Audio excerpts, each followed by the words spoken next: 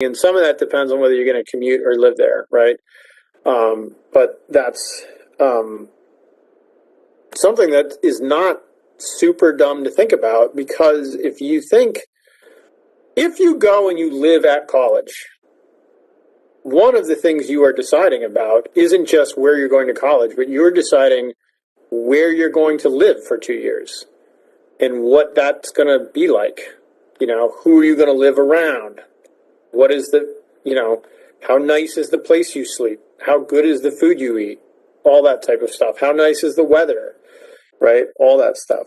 So I'm going to call it amenities as a way of thinking about it. Okay, so we've got size, location, but related to that commute. We've got price and scholarships were related. Programs in terms of, do they have the program that suits my goal? Alumni network, campus life, which I think is different than the amenities, but just sort of like, what's the vibe, what's the feel? Ranking, diversity, job access, academic resources, and amenities. Any other things that we should get on the list before we start to talk about it? Pre-professional programs. Okay, I'm going to keep that. I'm going to put that under programs, but okay. Hold on one sec.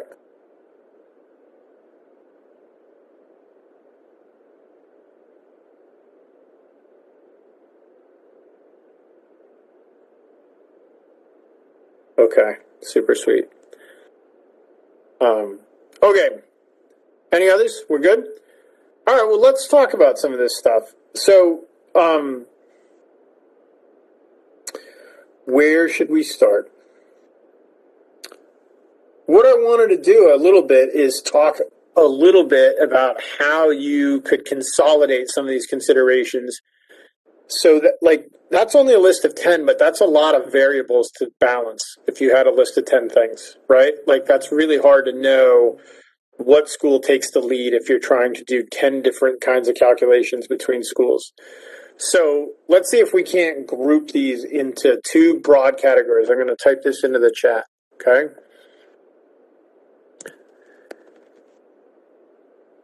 I'm going to talk in sort of like raw, weird economics terms, which I never do. Investment versus current and future benefits. So fancy people call that ROI, return on investment, right? What does it cost you? And there's lots of parts of cost, and what do you get out of it? And what do you get out of it could be everything from super sweet meal plans to higher paying jobs or higher likelihood of getting a job, right? So I think those are like the big buckets that we can sort of talk about. So let's talk a little bit about costs of college. I think you guys know this. Why can't you look at, in fact, I just heard parents talking about this. Literally this morning, I was working out, and I was at the gym, and they were like, oh, it's $35,000. It's crazy. So we're not applying there. No way. And I was like, I got to start a college counseling business. Why can't you do that? Lots of parents make this mistake, and lots of students do. They just look at the cost on the sticker, and that's that. Because you're likely to get scholarships based on how good you are academically and extracurricularly. Okay, great. So, and we talked about some of this stuff in the fall, but I guess it wouldn't hurt to do like a kind of a mini review discussion of it. So when it comes to scholarships, there's a couple of types of scholarships, basically. There's merit and need. So in general, I'm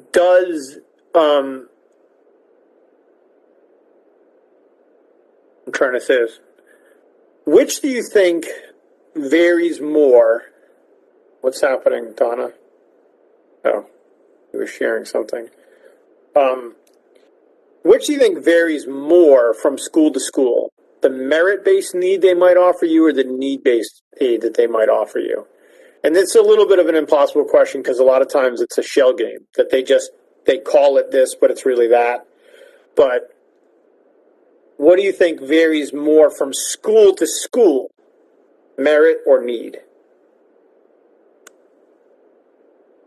I want to say merit. I don't know if that's right. Why do you think that?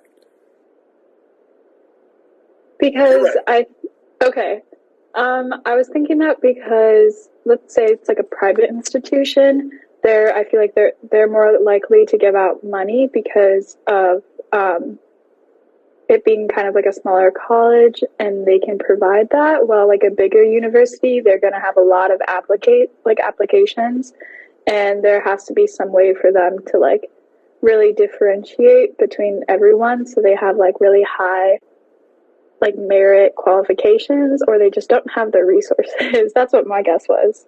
Okay, it's not a bad guess actually, right? But I think the cynical way that I think about it is it's not actually entirely about resources, right? But what it is about is because academics is at the end of the day a business, a lot of the things that you might think about are things that schools manipulate to try to attract you. They might try to have the best food in the area. They might try to have the best dorms in the area. But they also try to attract you through money. And so I know I mentioned that merit-based aid varies from school to school. Need-based aid is going to vary more from student to student, right?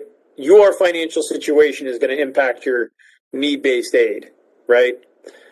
Now, why might Marion applies to two schools, and one school gives her or offers her $20,000 of merit-based aid. The other school offers her $5,000 of merit-based aid. Why did that happen? Assuming that the sticker prices were the same of the two schools. Why did one school offer her so much less than the other? They both were going to charge her $30,000.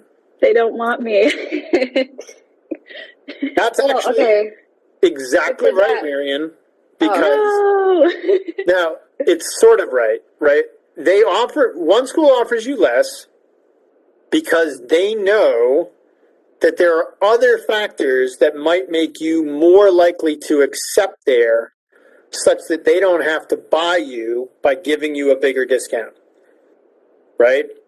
Whereas the other school might say, oh boy, yeah, she got into Loyola, but she might also be able to get into this fancy-dancy whatever school, and we don't want her to go there. We want her to come here, right? And so they're going to say, we're going to give you money. Lake Forest, Phi Theta Kappa scholarship, right, is a very, very lucrative scholarship.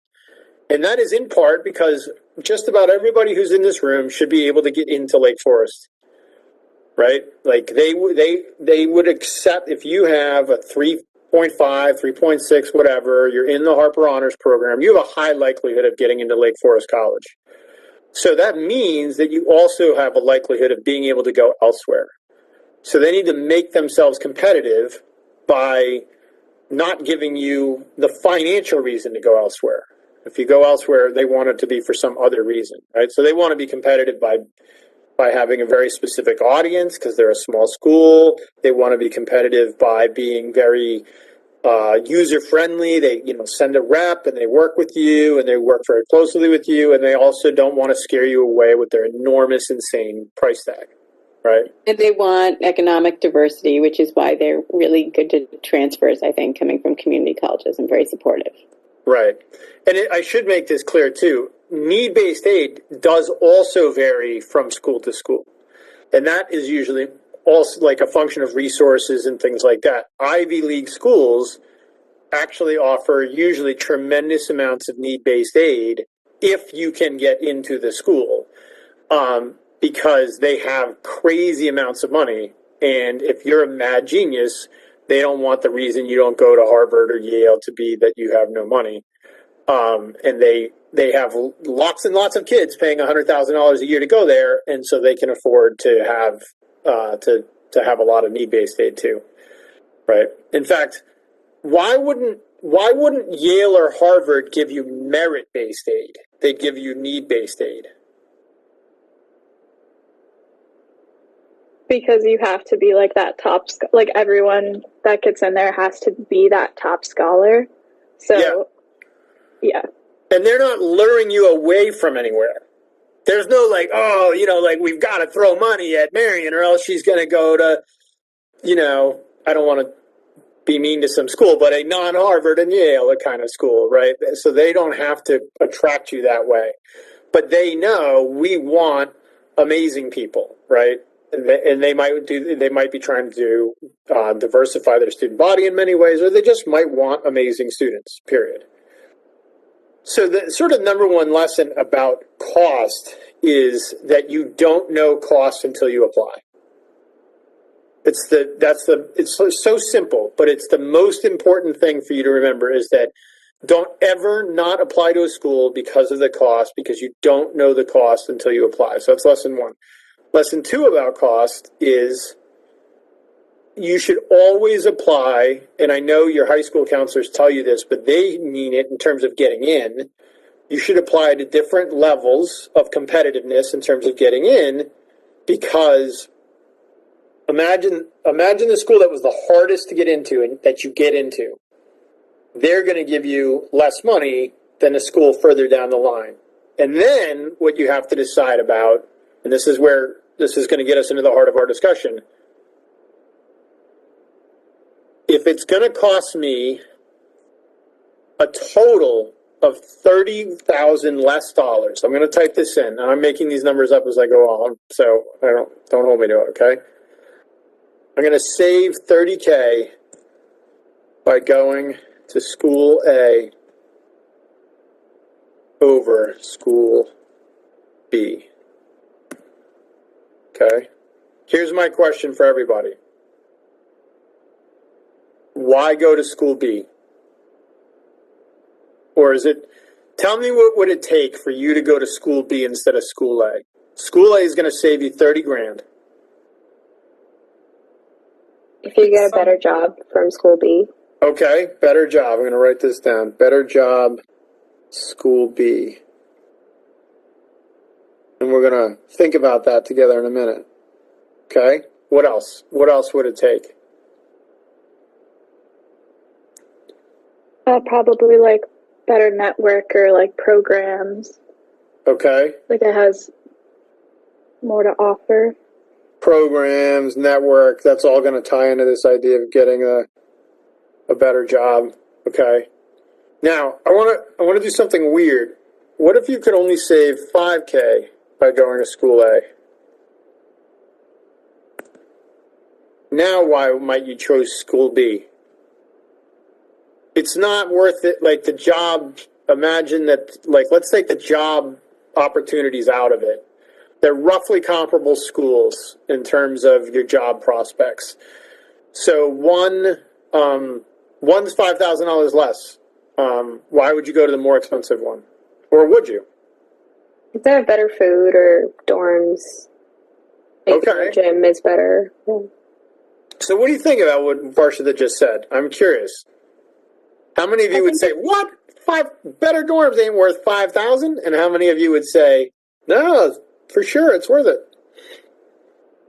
Yeah, I think going to the more expensive school would probably, but I don't know, can I say it's only 5,000?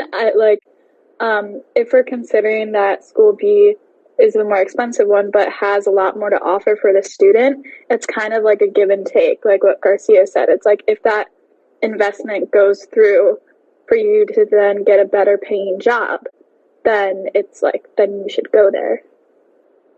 To school B. Okay. Yeah, one of the things I'm curious about, like, getting to when we talk today, right, is this. How much is enjoying yourself worth to you? That's one way to think about it. So, some of you mentioned diversity, you mentioned student body, you mentioned extracurriculars, you mentioned amenities. That's all just part of essentially enjoying yourself. How much is, and I'm not asking you to actually answer the question, but I want you to think about that question. Like, how much would you pay if the future benefits were equal, but the current benefits were largely just sort of like, oh, I feel happy when I go to this place.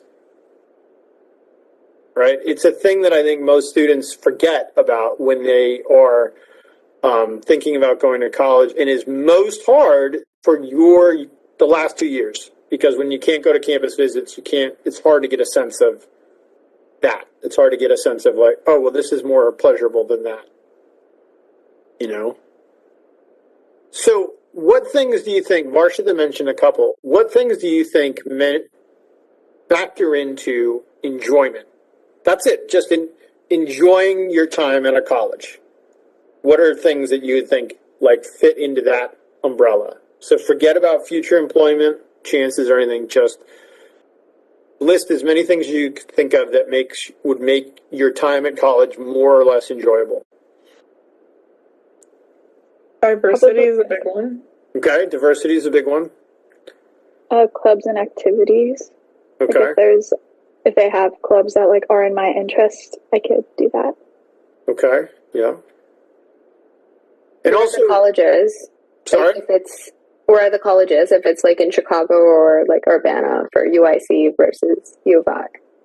Yeah, and a lot of that, right, depends on just what your radius is too, right? So am I going away to college, or do I want to commute? And then if you're going away, then it's, do I want to be in a city? Do I want to be in a college town? Do I want to be in the mountains? Do I want to be by the ocean or by water?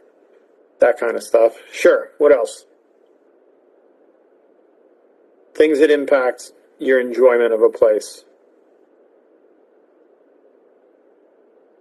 Maybe like the friendliness of it. Like, I know some colleges have like a reputation of there being like a lot of toxic like pre-meds, or just having a really rigorous curriculum that isn't very like beneficial to the student. Like, I would look out for that. Okay.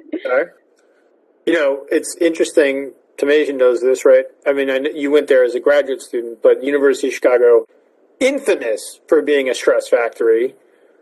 Cornell, like, I went on a college tour of Cornell University in New York with a friend of mine, because there was no way I was going to get in there.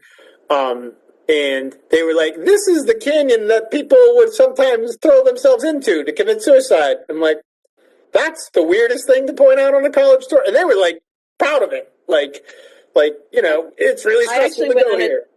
I actually went on a tour once where the student guide said, I don't think you're going to get in. And I was like, why not? He's like, well, and this was Middlebury in Vermont. Middlebury only takes, he said, girls with blonde hair.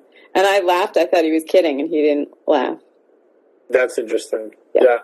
So it's interesting. So, I mean, that's related to the diversity thing too, right? There's many kinds of diversity, right? There's sort of like having different people of color, but you also have different religious diversity. You have LGBTQ diversity. And I also think, well, I'm curious what you all think of this. Have you noticed that, like, how do I want to say this? Have you ever been in an environment where there are lots of different types of people, but they don't actually interact with one another? So in a way, that's like it's like the appearance of diversity, because you have different groups of people, but it's not really true integration where people feel welcome and they all are vibing with each other and it's all cool, right? It's just like, I go sit over in that part of the cafeteria and you go sit in that part of the cafeteria, and it just is what it is, right? So it's not, and sometimes schools can be tricky this way. This is why campus visits, I think, are helpful. Is schools will talk, oh, we have this many this percentage of students that are international or whatever. But if like all the international students, I'm just joking when I say this, are from Sweden, that's not like, oh wow, so robust a world community you have. Right? So these are all things that I think are worth trying to find out about. Now, another set of questions. If you couldn't go to a school, how would you find out about this stuff?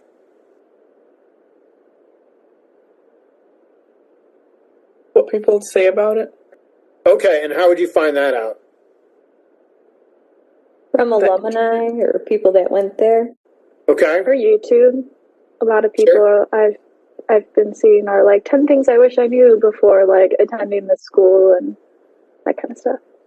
Yeah, right. I remember there was this book in our like high school guidance counselor's office because we didn't have the internet. That was like the insider's guide to the colleges, and so it was like students would be interviewed, and then they'd have like little, you know, blurbs from them that would say like, "Oh, the Greek life here is super crazy" or whatever, and all that kind of stuff. But anything that you could pick up from people that are currently going there or that have been there. Exactly. And of course, like if you actually have friends that go to particular places, that makes it that much easier. By the way, no one mentioned that about whether you would care if people you knew went there. But I actually think it kind of matters, especially when you're transfer. Of course, you can make new friends, but if you knew even one person at the place you were going, whether they were transferring with you or were there already, it's kind of nice. Not necessary, but kind of nice. Yeah. Okay. So, Varshita, let me go back to your question. So we talked a little bit about enjoying where you are. Now I want to talk about the stuff you mentioned about like getting a better job. So let's do our numbers again, okay? 40K more total. So not 40K a year, but 40K more total to go to school A. Tell me where that becomes a good deal for you if what you're focusing on is everything after college. Try to think in your heads, like, what percentage of likelihood of getting a job, how much would my likelihood of getting a job need to increase? Or think about, like, how much more would my average salary need to be before that's a good deal? I think for the average salary, I think at least like 40K in 2 years, maybe. So like it should be 20K more than what you would get at the original college. Okay, so if the more expensive school got you a job that on average paid $20,000 more a year, that's a good deal for you, right? Yeah. Okay.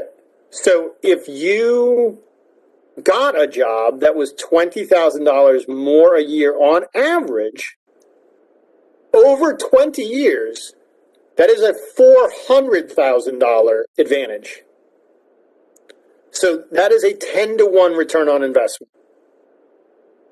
If that was the case. You see what I'm saying? So Varshit is way the hell off in her calculation, right? You only need to be guaranteed the $5,000 more of a job on average over 20 years to equal the 40. So if you had $20,000 a year for 20 years, you have destroyed, like it is paid off 10 times. Except that student loans have interest. That's a good point. Okay, so we'll factor in loans, so you really wind up paying probably more like $95,000. You're still 3-to-1 to the good, right? You still made $400,000 off a $100,000 investment. But, it doesn't really work that way because, you've actually got to be paying the loans the whole time and things like that. So, and if you have, like, say, like a $300,000, if you had a $300 a month loan payment across 12 months, that's $3,600 a year. So you've now eaten into that 20 grand. Does that make sense? Now, here's where it gets hard. Can any school guarantee you that you will make any more money than you would have if you've gone to some other school simply by going there?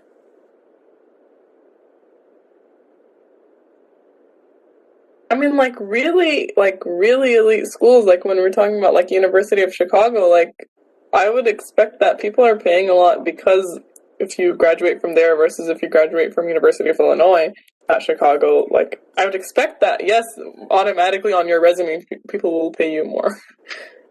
Yeah, I mean, it certainly increases the odds considerably depending on where you go, right? So the question is, if if one school, think about Loyola DePaul. Can someone look up national rankings for Loyola and DePaul and then report those numbers? I can got pull it you. real quick. Yeah.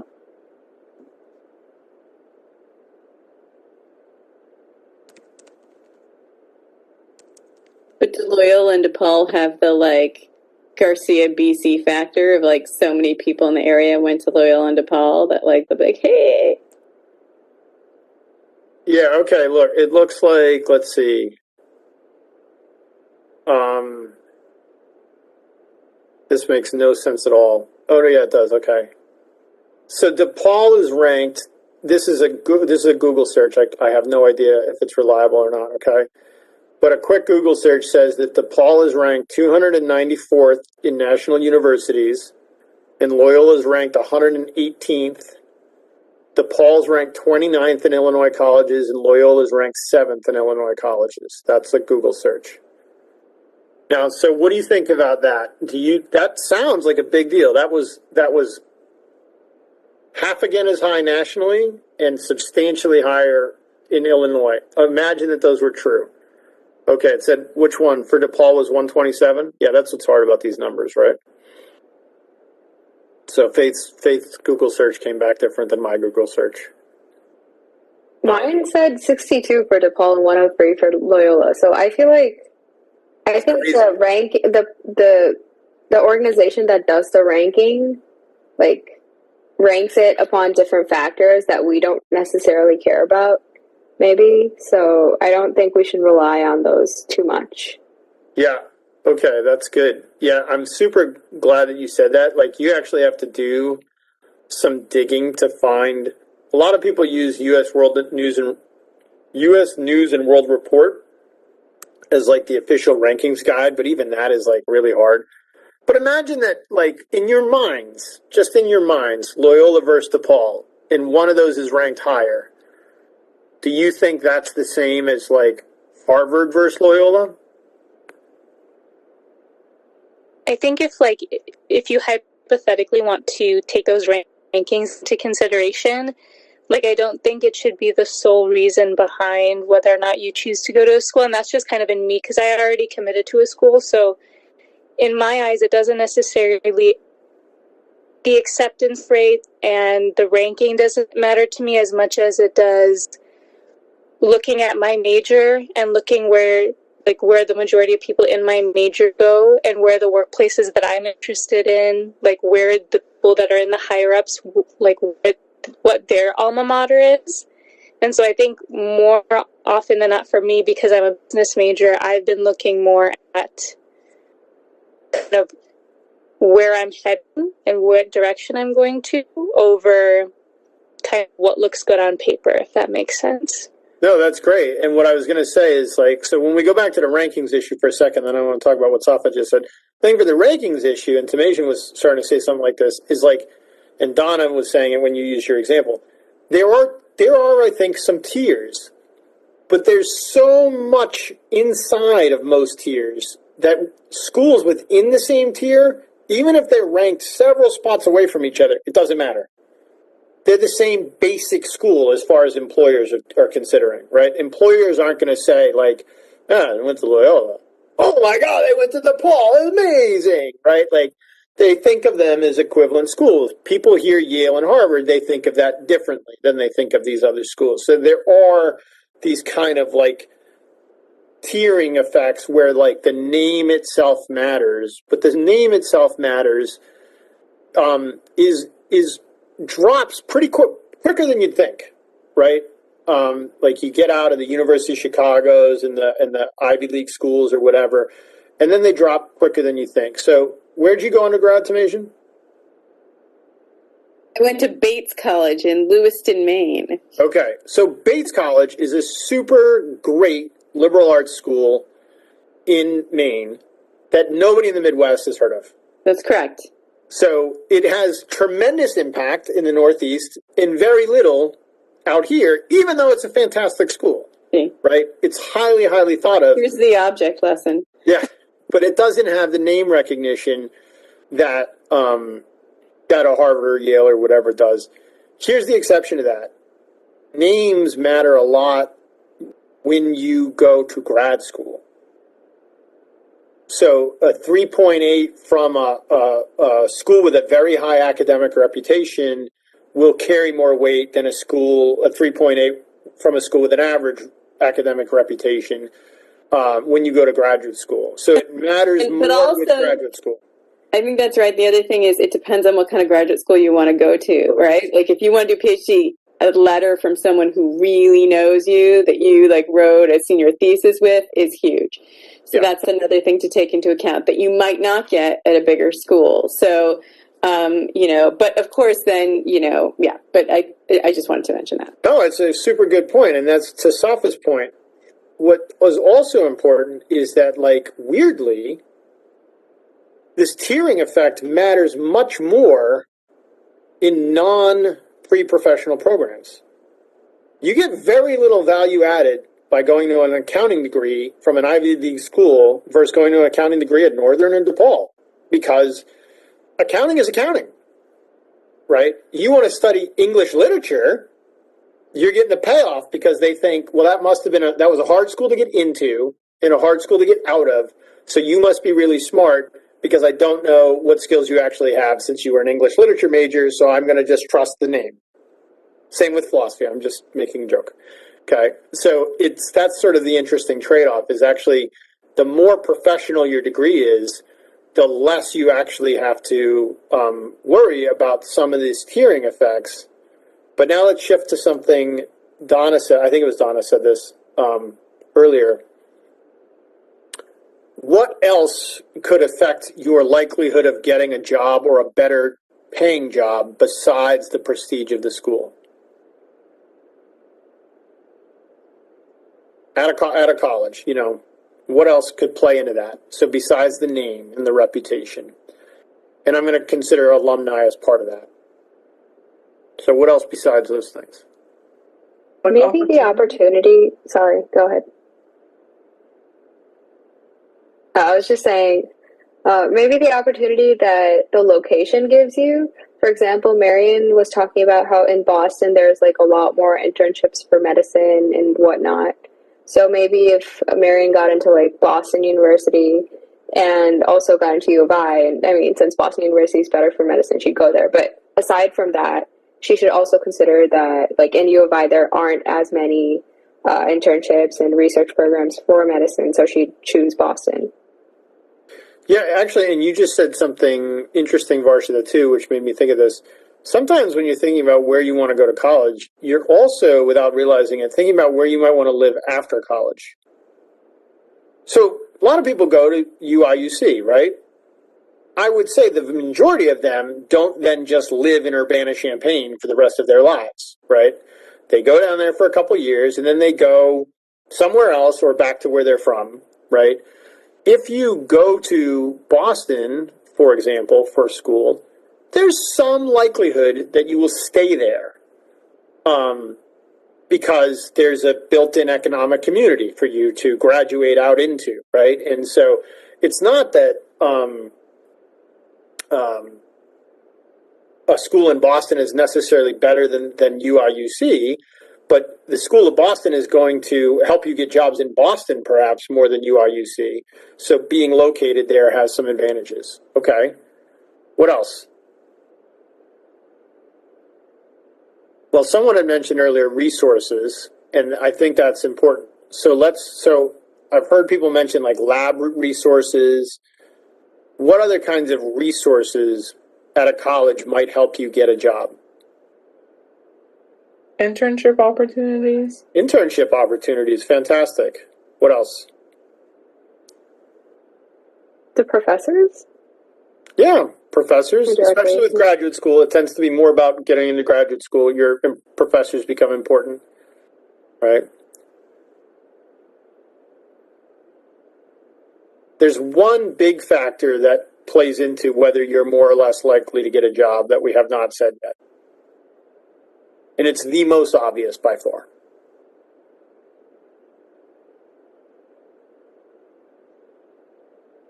So if I go to Boston College and I almost fail out, am I more likely to get a job than someone who went to a lesser known school but excelled academically?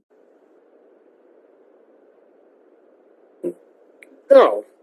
Maybe if I went to Harvard, they'd be like, you went to Harvard, who cares? You still get job, you get job. But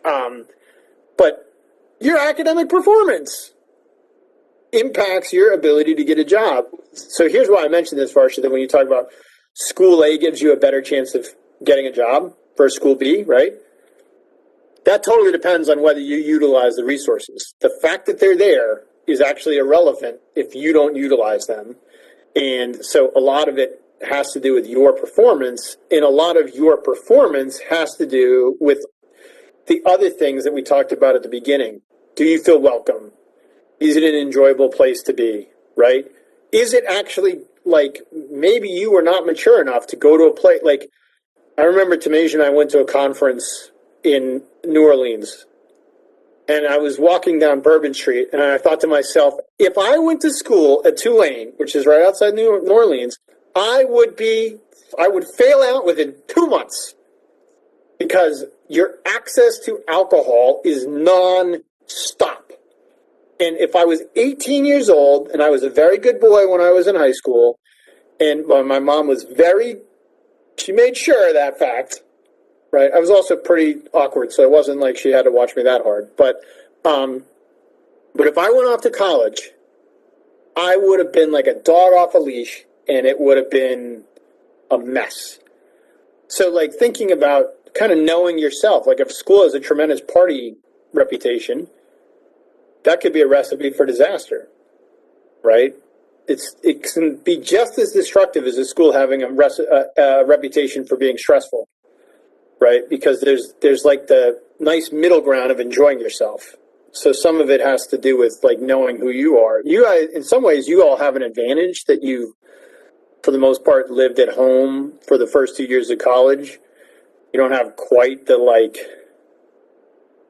You've had a couple years to mature, so that you're a little less likely to go hog wild as juniors in college as you are in freshman college, right? I mean, yeah, I don't even want to tell you stories about the first week or two of college.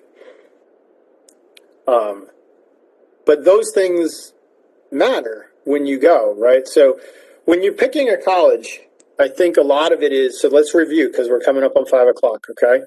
1, you have to think about cost. Yes?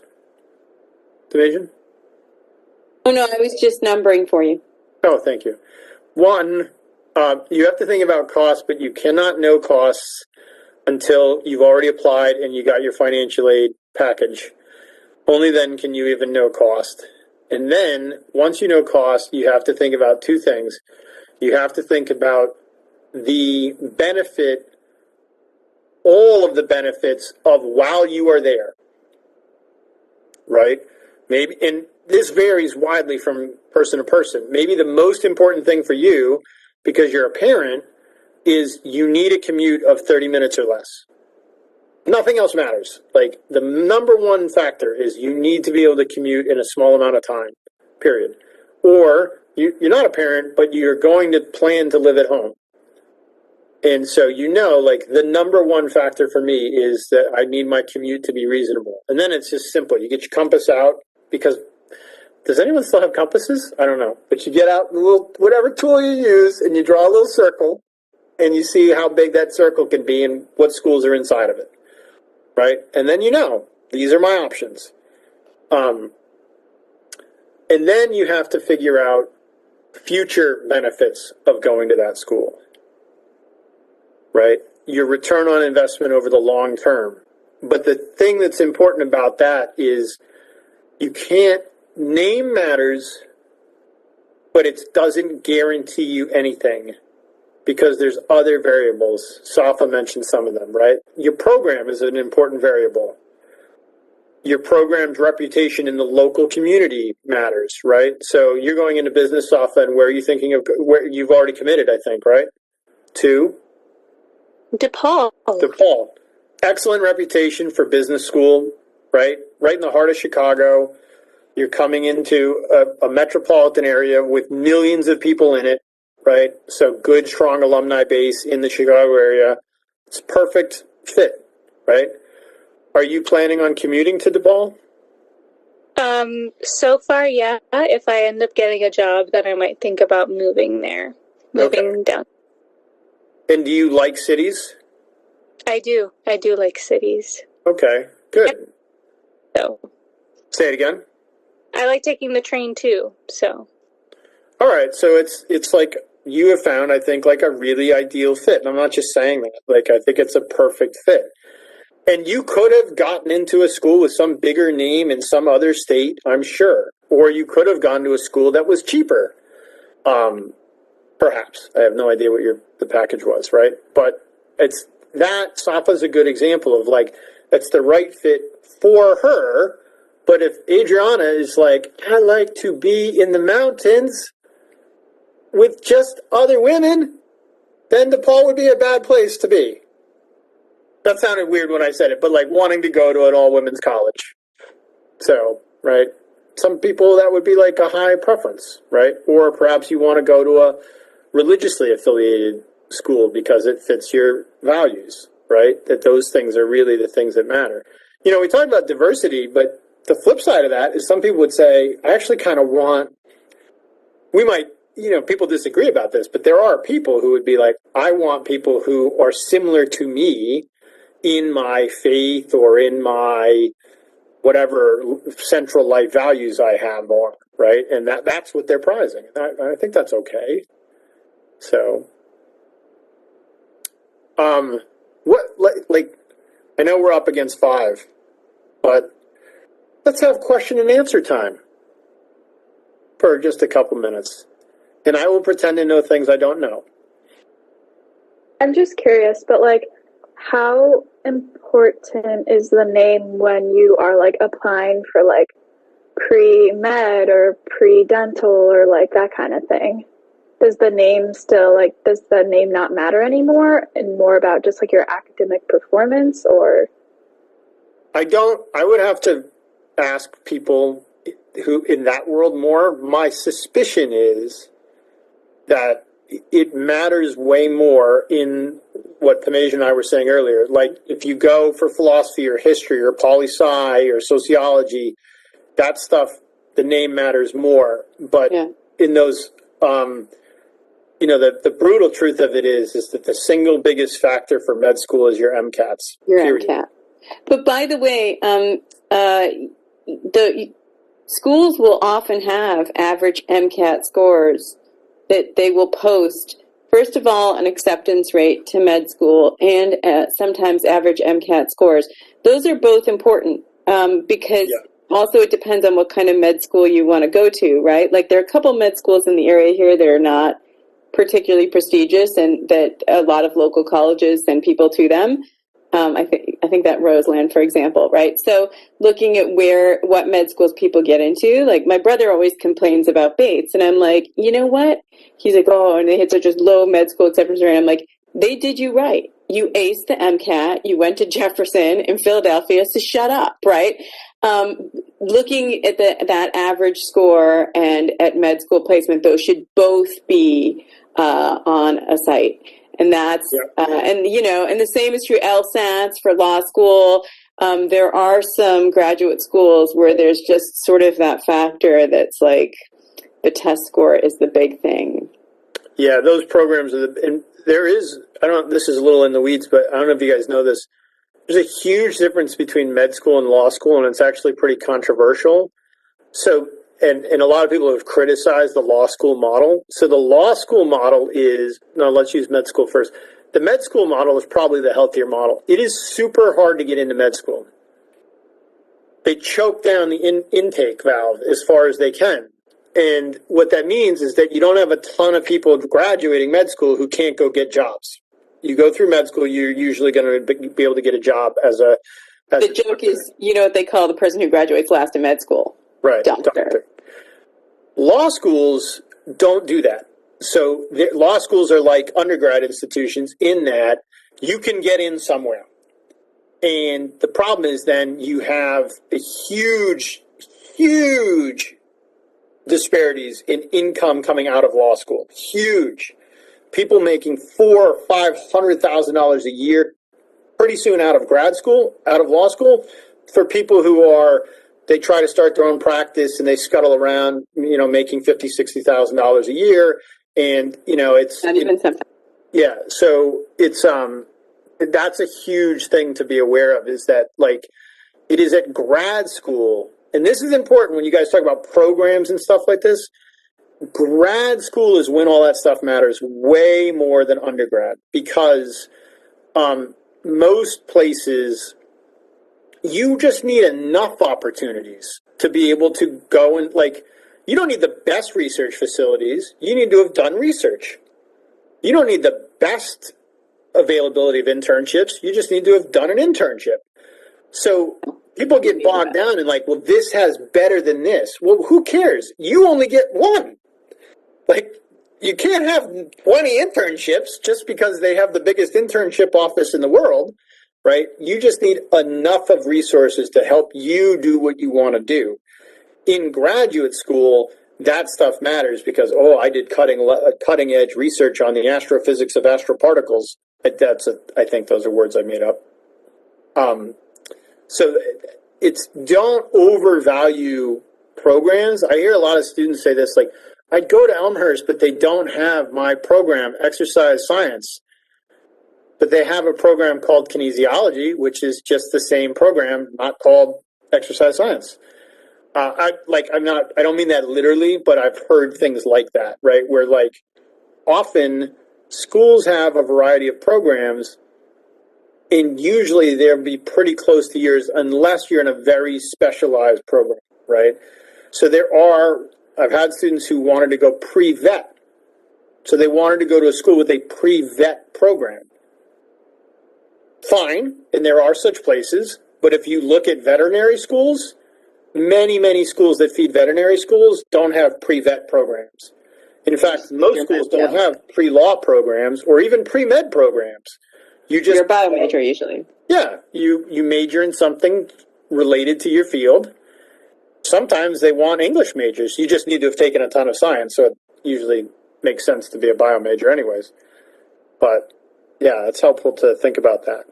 With graduate school, I got into Boston University for graduate school, and I was considering going because I'm a Bostonian, and I had gotten into the University of Chicago, and I was talking to a professor at Bates. She was like, "Is there some reason you can't leave Boston?" And I was like, "No." She was like, "Then go to Chicago. You won't get a job out of BU, right? Chicago, you will." And I do think that, at the graduate level, that's especially, and I don't even want to mention this, but if any of you were thinking about a PhD, and probably you just shouldn't, right? But if you were, that's when a name really matters. It really does. There's nothing to say about that. But, remember that especially the big schools will have a lot of these statistics, a lot of their acceptance rate, a lot of their placement information on a website, right? And I think when it comes to med school, looking at that average MCAT score is hugely important, right? Like that's, are you going to ace the MCAT? If you are, if you're really going to ace the MCAT, you'll get into med school in general. Any other questions? I have a question because I'm just interested in that, like the MCAT, LSAT thing. So we have the SATs when we're like, freshmen or we're seniors in high school, right? So it's not at all similar to that. Is that what you're saying? GREs are, and not that different. GREs is general grad school exams. Then they have law school exams. Those are sort of similar.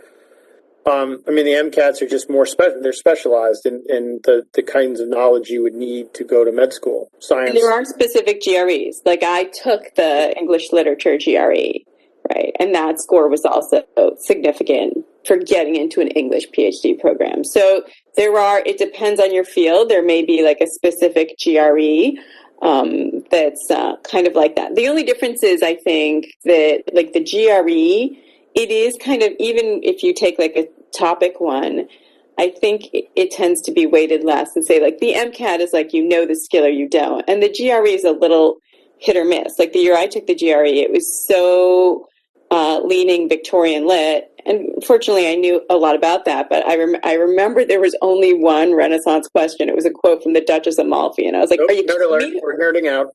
Bring it in. Okay. Yeah. Right. Sorry, I apologize. Yeah. And we got to go, right? So I'll let you have We'll have that. to go in a minute.